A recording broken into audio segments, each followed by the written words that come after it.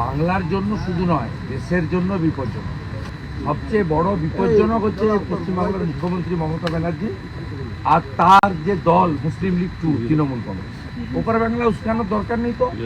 ইউনূস আর মমতা দুজন তো এক পরিবারের সদস্য। আমরা ছাড়বো না, লম্বা রোডম্যাপ তৈরি করেছি আমরা। এবার বাংলাদেশের প্রধান উপদেষ্টা মোহাম্মদ ইউনূসের সঙ্গে পশ্চিমবঙ্গের মুখ্যমন্ত্রী মমতা বন্দ্যোপাধ্যায়ের মিল খুঁজে পেলেন বিরোধী দলনেতা শুভেন্দু অধিকারী।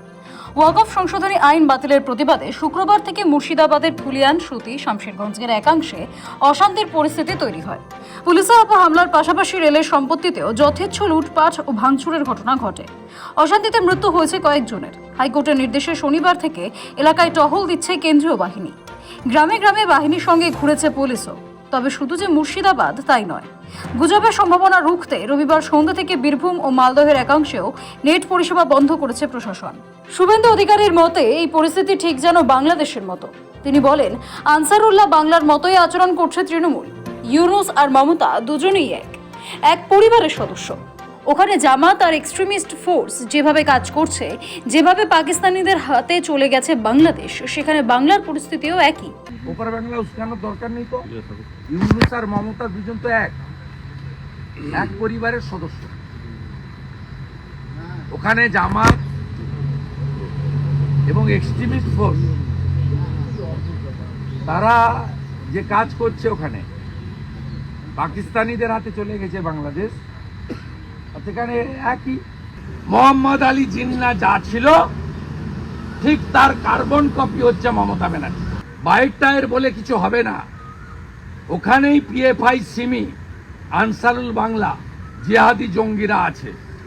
আনসারুল বাংলা যেমন বিপজ্জনক, তেমনি তৃণমূল কংগ্রেসও ভারতবর্ষের কাছে একটি বিপজ্জনক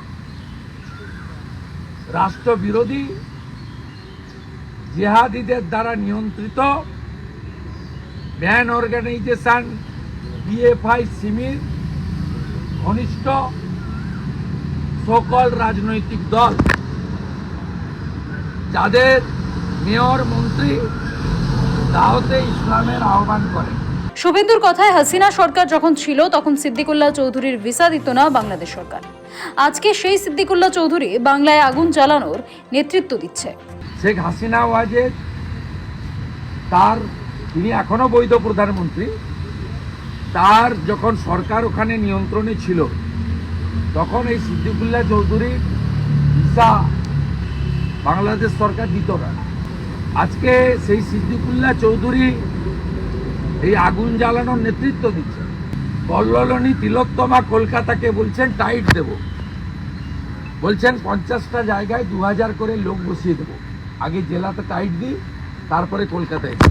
শাসক দলের সঙ্গে সরাসরি জঙ্গি গোষ্ঠীর তুলনা টেনে শুভেন্দু জানান, আনসারুল্লাহ বাংলা যেমন বিপজ্জনক, ঠিক তেমনি তৃণমূল কংগ্রেসও ভারতের জন্য একটি বিপজ্জনক রাষ্ট্রবিরোধী, জিহাদিদের দ্বারা নিয়ন্ত্রিত সোকল্ড রাজনৈতিক দল। বাংলার জন্য শুধু নয়, দেশের জন্য বিপজ্জনক। সবচেয়ে বড় বিপজ্জনক হচ্ছে পশ্চিমবাংলার মুখ্যমন্ত্রী মমতা ব্যানার্জি আর তার যে দল মুসলিম লীগ 2 তৃণমূল কংগ্রেস। পিএফআই, সিমির ঘনিষ্ঠ সকল রাজনৈতিক দল। শুভেন্দু সাফ জানিয়েছেন, সমস্ত রোড ম্যাপ তৈরি করে রেখেছে বিজেপি। হুঁশিয়ারি সুরে জানিয়ে দিয়েছেন, ছাড়া হবে না। সৌভিক সান্যালের রিপোর্ট, সময়, কলকাতা।